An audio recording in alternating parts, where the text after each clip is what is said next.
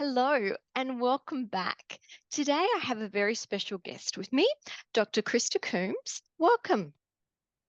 Hi, how are you doing, Jen? It's such a pleasure to be here. Oh, awesome.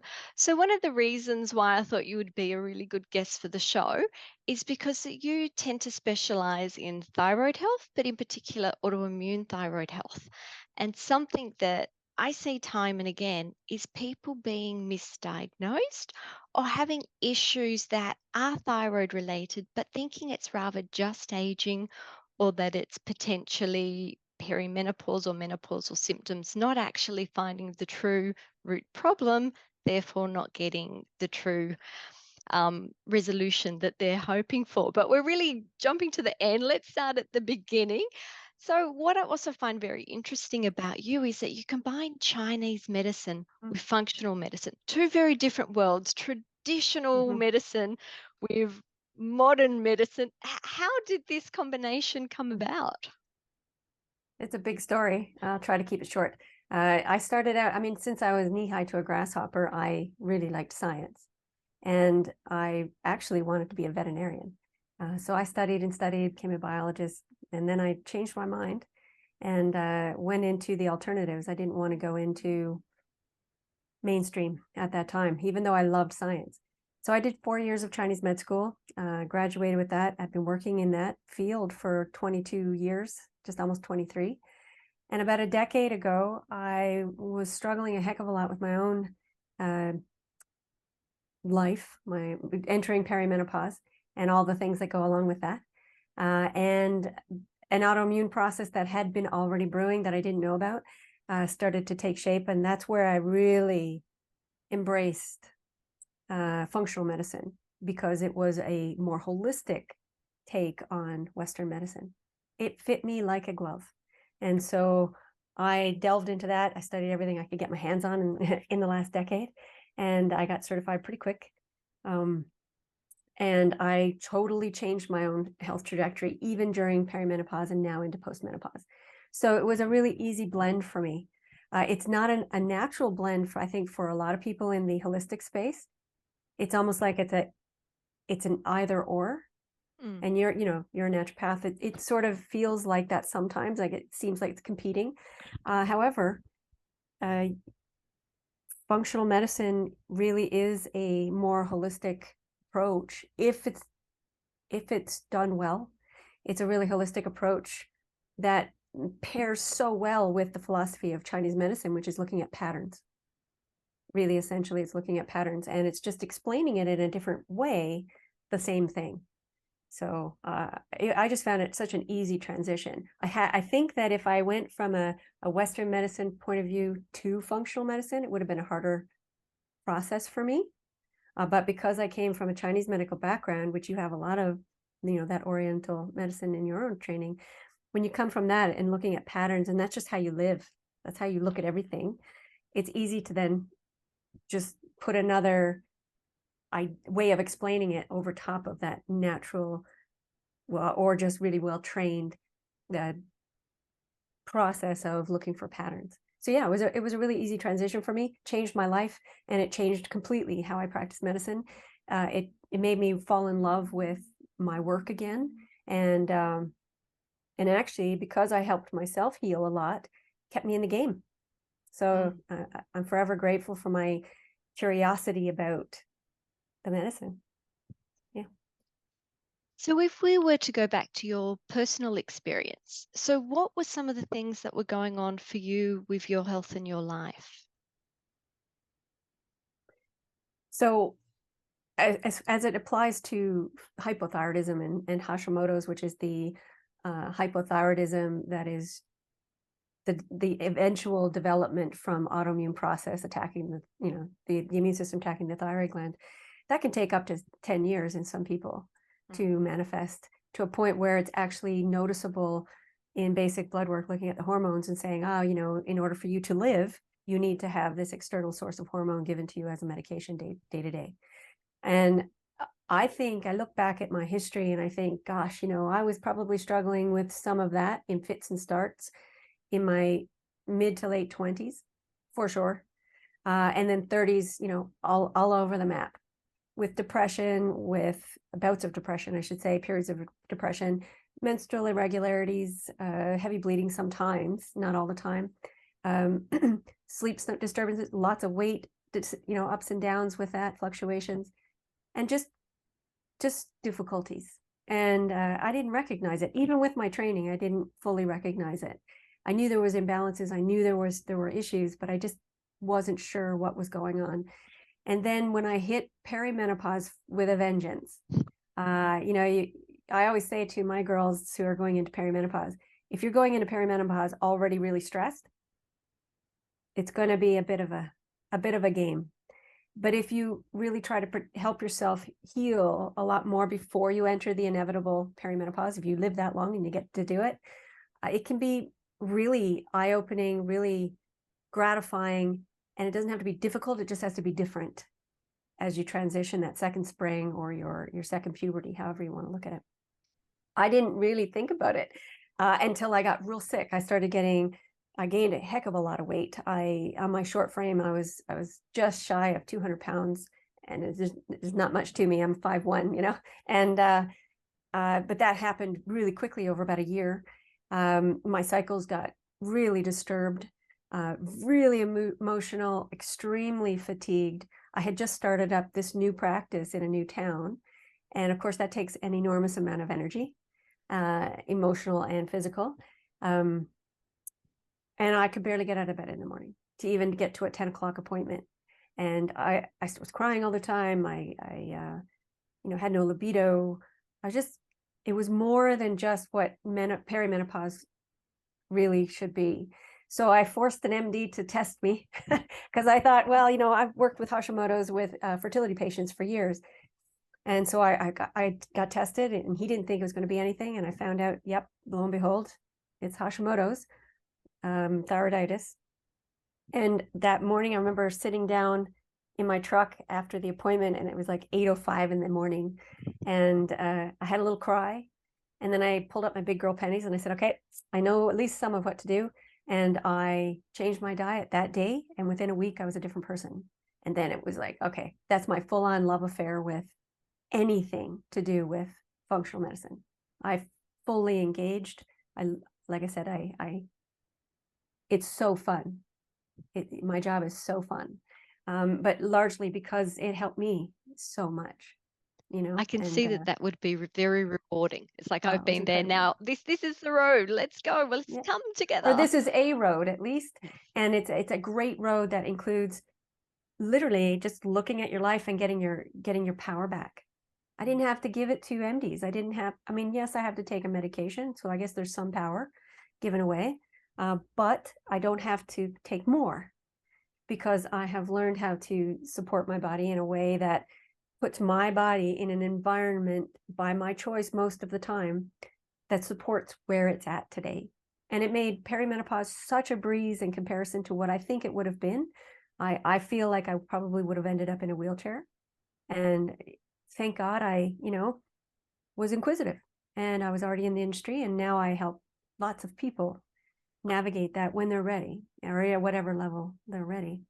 But I was pretty sick, and the thing that got me to you, I think will appreciate this, the symptom, because really Hashimoto's is just a collection of symptoms. We give it a name, but the symptom that got me to finally make changes and get tested was that I was struggling to put a sentence together, and I live for thinking, and it's just like such a joy. And I play in my mind, and I couldn't put a sentence together properly. I couldn't remember things. And I thought, gee, 41 years old is ridiculous.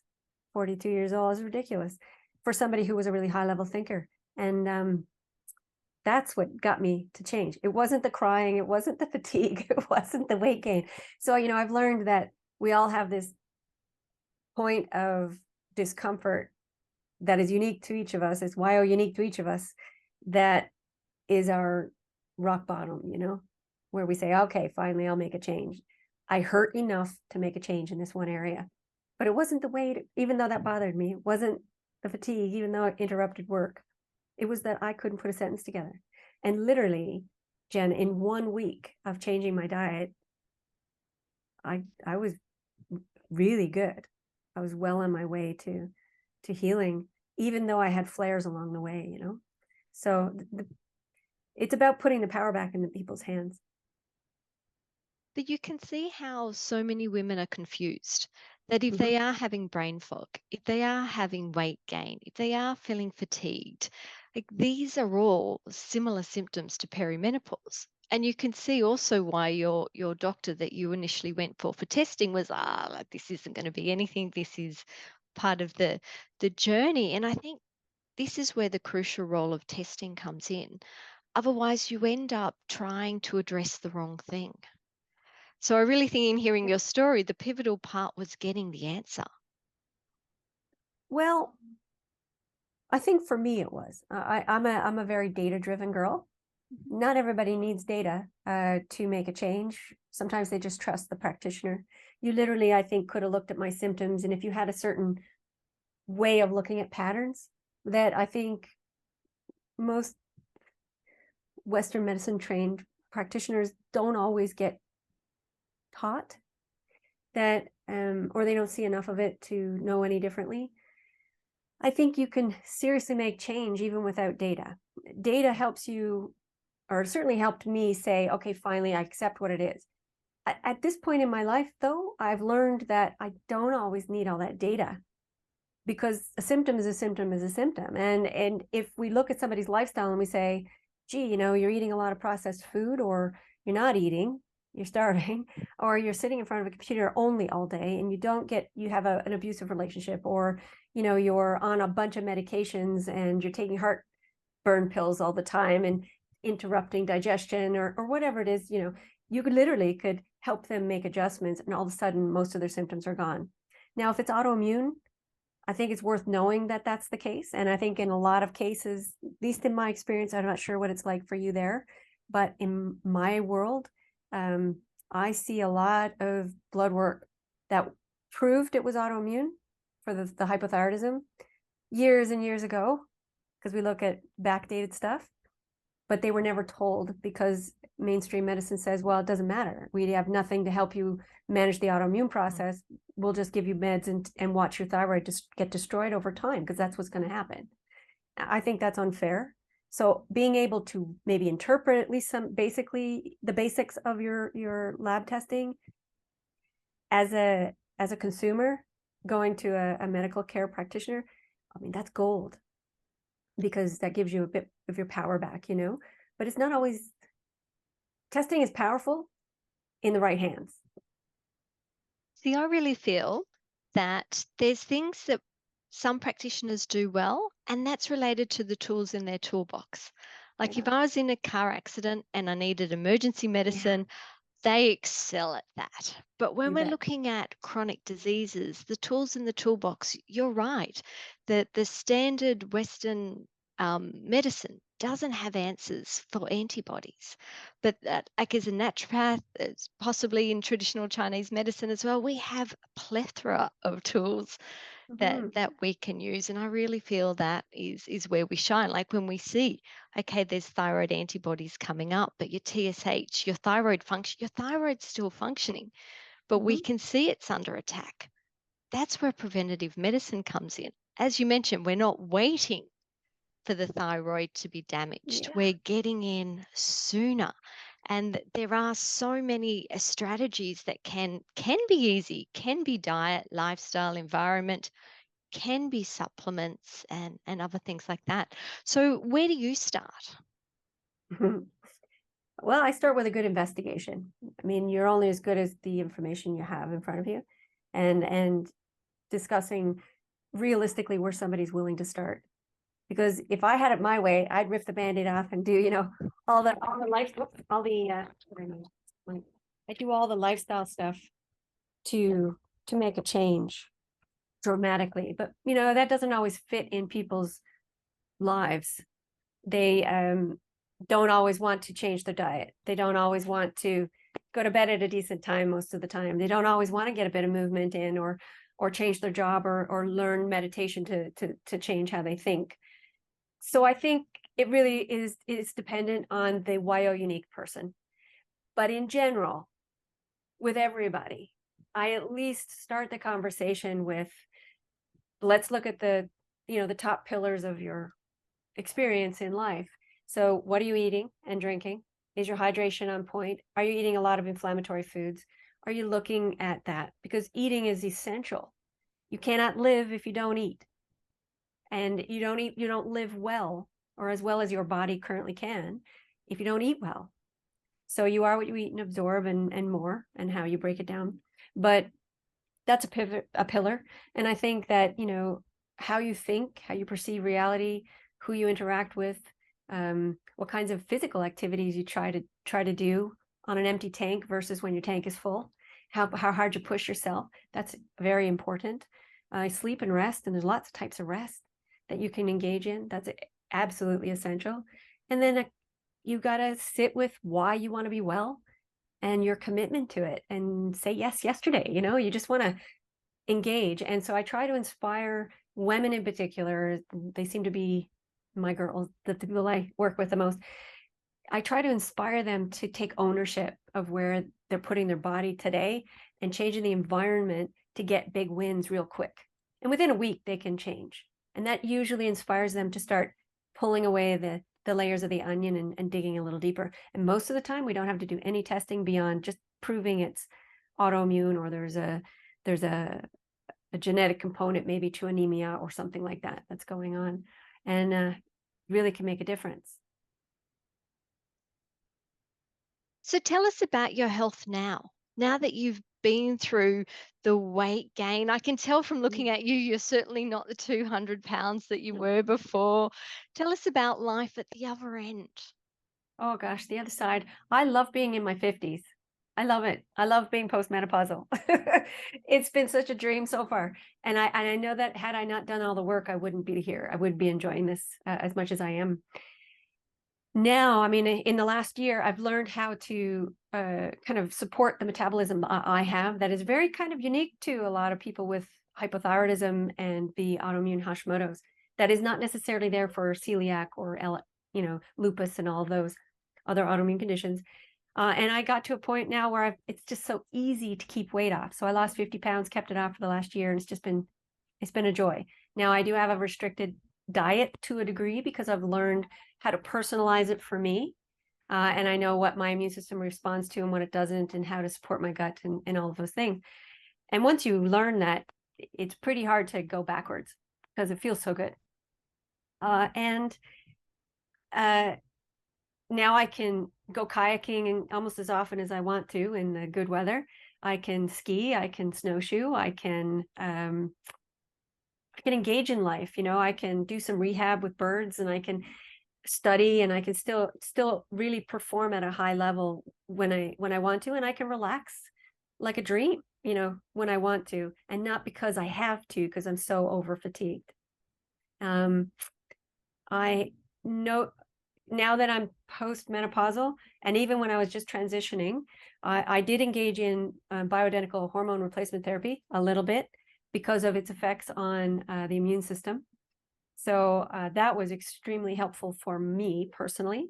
I do have some ladies that I do that with, and others that I don't. It really, again, depends on your unique body.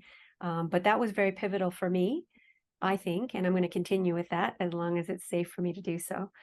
So yeah, my life really did open up, and it changed my career. It changed how I relate with my partner. It changed how I relate with friends. It changed how I relate to my own body. I see it as a gift rather than being angry with it. So it was extremely powerful. And, when you go through something like that, I think it's really difficult not to share.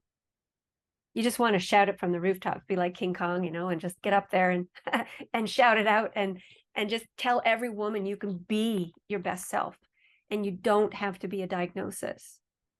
That was a pretty big thing, Jen. I used to say my Hashimoto's, or even my perimenopause, and I'd like own a diagnosis, like it, and I would like hide behind it to say no to events, or to say no to something at work, or whatever. And when I started to notice that I was doing that, I really worked hard to pivot, and to keep reminding myself to pivot, so that I was no longer seeing myself as a name for a collection of symptoms. Instead, I was saying, well, this is just how I'm presenting right now. And what can I do to support myself that isn't that difficult, that will give me, I'm investing in my future by making some better choices right now. And I just learned how to do that. And now I hardly ever think about myself as having Hashimoto's. I don't really think about it much. I have to actively choose to think about it. I love that as a perimenopausal woman, I'm always telling women it gets better out the other Yeah. side. So it's really nice to have an example to say, look, Dr. Krista's out the other side, and it is her second spring. She's living the best version of her life possible out there on the kayak, helping with rescue animals, which sounds like a bit of a passion project of Mm-hmm. yours. So I love this example because I'm not there yet. I'm on my way, Yep. but I truly, truly believe that life is what you make it, and that post menopause can be the best that life can offer. I think it is. I mean, it's when you get to be the wisest you choose to be, you know? It's sad that maybe our bodies do decline, the entropy really does exist. But I do believe wholeheartedly, and I've proven this time and time again to myself, that you can age gracefully. You really can. And you have a lot of say. You have a lot of influence over how your body handles the inevitabilities of life, when things happen, because things happen all the time. And I believe at this point, most of it is mindset. And that's why I don't always lead with testing. Yes, if somebody needs answers and they need a data answer, sure, and that helps us track things. But in the end, the only way they're going to make lasting changes to diet or any other aspect of their lifestyle, because it does require work, that efforting, the only way to get commitment, full on long-term commitment to that, is to do the mindset work to change some of the stories in your brain that got you where you are as a sick person, an imbalanced, person.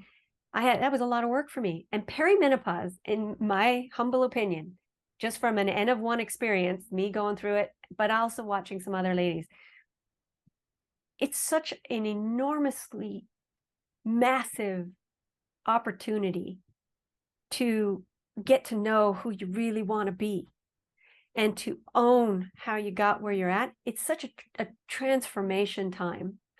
And if you do the work in that, 7 to 10 years, and you own it, you really own it, the other side is going to be astronomically better than even what you input into that 10 years. Like, it's algorithmic, logarithmic, whatever. Exponential. Exponentially more. It's more than the sum of its parts. The investment, it's like saying, I got $100,000. I'm going to put it in a really big fund or some into the market, and it's going to make me $5 million. It'll probably make you 20 if you invest really well. And it doesn't have to be huge efforting. It just has to be the right things for your unique body. And sometimes you need a geek on the side like us to sort of guide. I call myself a guide on the side all the time instead of a sage on the stage, like Joe Polish says. And you just need a geek like us to kind of help you kind of navigate what you don't know, give you enough to make you really powerful. But the mindset piece in that perimenopause time, if you do that well, or even at all, and you don't fight it, the other side is magnificent. And it's just growth, growth, growth, growth, growth. Yeah. I love that you bring in your why. Mm-hmm. So why? What do you want to do with your health? What do you want to do with your life?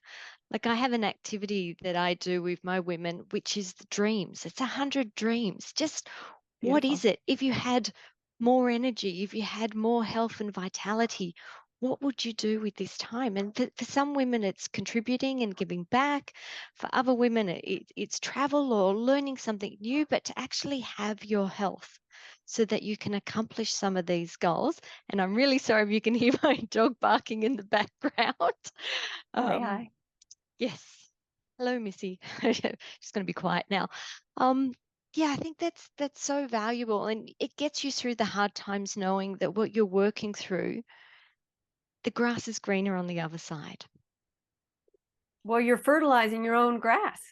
You're like, there isn't even another side. You're literally fertilizing your own grass and dealing with the cards that you were dealt, and making really the best use of that. One of the things I'll bring up here that I think is pivotal, at least in my experience, is women are often expected, we're trained to do, and to always be contributing to others at our own expense. And we're rarely told it's not selfish to do a pretty in-depth self-care. And you may have a partner or family that says, oh, mom, or, darling, yes, of course you need to eat better and all these things, but it's you who has to cook it, and it's you who has to do this. And, where's my dinner? And where's something different? How come we can't eat something different? And there's always that pressure. And so when I think about your dreams, when I think about defining a why, an overarching why that can evolve, I hesitate to add too many things to the list as things that you must do or that you should have more energy to do. Sometimes I think our production is higher if we take things off the plate. So one of the words that I also adopted from Joe Polish, who's one of my favorite people, he uses the word ELF. I don't know if you've ever come across this. This is one of my favorite things. And I live by this as much as possible. So ELF stands for easy, lucrative, and fun. So if you do an audit of your life and you're looking at it and you're like, gosh, I have 5 minutes in the bathroom by myself and there's still cats, scratching at the door. I barely get to breathe. And you've created that life for yourself. Well, that's not very easy, lucrative, and fun. Oh, it might be lucrative in some ways, but it's hardly fun. And it's also very destructive to the body. And it's definitely not easy. It's not easy to juggle 20 balls when you really only are built for handling 10 well, or 5 well, whatever it is for yourself at whatever time of life and stuff you're going through. So kind of behind my glasses, I'm always seeing certain words. So ELF is one of my very favorites. So if I'm doing something with work, it could be even a podcast interview, which is awesome, or I'm looking after an animal, or I'm like, whatever it is that I'm doing, laundry, whatever it is, I'm going, is this easy, lucrative, and fun? And if it isn't, then I sit with it and I say, can I offer it to somebody else who finds it a little easier, a little, more lucrative and fun? Or can I get rid of it and not do it at all? Or am I doing too many things that are easy, lucrative, and fun? And I need to narrow that down so that I'm really capable at a few really great things and get the most out of my life, instead of being that woman that says, I must overcreate, I must overgive. I should be able to cook all my meals every day and do the laundry and be a sex pot and, get 18 hours of sleep in 5 and outperform and get a workout in and. So I always caution gals in my groups and in my one-on-one practice to be very mindful of what you're putting on your dream plate or your why plate, because it needs to be easy, lucrative, and fun, something that you can build to that's going to create an easy, lucrative, and fun life. Not just money as lucrative, but also maybe time freedom, or, time for, ease, where you can ground and your body is in a resting state more often than it is not in a resting state. And you balance that out. You got space to actually socialize and not think about your to-do list. That's a brilliant reason for wellness. And that's actually a way to be well. So it reinforces it, right? Yeah. Well, more so with the dreams list, I get women to find out what it is that they want to do rather than Yeah. doing everything for everyone else. So one of the women, a good example at the moment, is currently over in Africa because she did the list and she realized I'm living my life for everyone else. I really love photography. So I'm going to book myself a holiday. Went over Wow. to Africa. She's currently there at the moment, just photographing animals and Mm. having her downtime. It's more in my opinion, finding where am I not living my life for myself? Absolutely. Where And am I I, not I putting in agree my with you. joys and passions and Yep. things like that? It's not to add to the list. There's nothing you have to do. what do you want to do? Especially I find with parents, which I'm one of, when you get to the end, it's like we've been so busy running after kids Yeah. or looking after partners that we've forgotten who we are, what we love, what we enjoy, and how do we, not that we need to put that on the plate, but how do we put more of us back into our lives rather than Yeah. everyone else? So, And if yeah. you're a woman who's got kids in your 20s and 30s, you're entering perimenopause pretty drained, Mm. and the relationships can be draining. All of it can be so draining. And, that makes, I think, perimenopause a little tougher, you know? That's a wonderful time to catch women and help them reconnect to their bodies and make some different life choices and take a few things off the plate that really don't need to be done. Or Yeah. you can just, like I say, delegate. I don't do laundry anymore. I really don't. I find it's not easy. It's not lucrative. It's not fun. I mean, yes, I guess it's lucrative that I get clean clothes, but uh, it's not lucrative in that I get so anxious and I'm angry and I just don't want to do it. So I found a way to make it so that my partner does the laundry and he does a great job. I accept how it is, and sometimes things get ruined. And it's been such a joy. Freed Good. up time to not be anxious. I think that helped me get through perimenopause. Well, let's just loop back to Hashimoto's for a moment. If you were to think back to your younger self, is there any advice you would have given yourself at the beginning of your Hashimoto's journey? Oh, the beginning of my Hashimoto's journey. I mean, do you mean when I found out or so 10 years ago or almost 10 years ago or earlier? Because I If probably had Hashimoto's earlier, Yeah, just didn't know it. yeah. Or just if there's any advice for your younger self, like what do you wish you knew back then? Mm. I would have to say,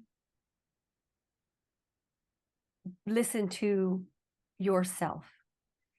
I think we are our best advocates. I think we give our power away too much to others telling us how we're feeling, what we have, what we need to do. And I wish that I had trusted in my inner knowing and really owned it, because I gave it away to men that I was dating. I gave it away to parents. I gave it away to doctors. I gave it away to professors at school. I always was looking outside of myself instead of saying, gosh, this doesn't feel right, or this feels right, or this is a good, I wasn't listening to myself.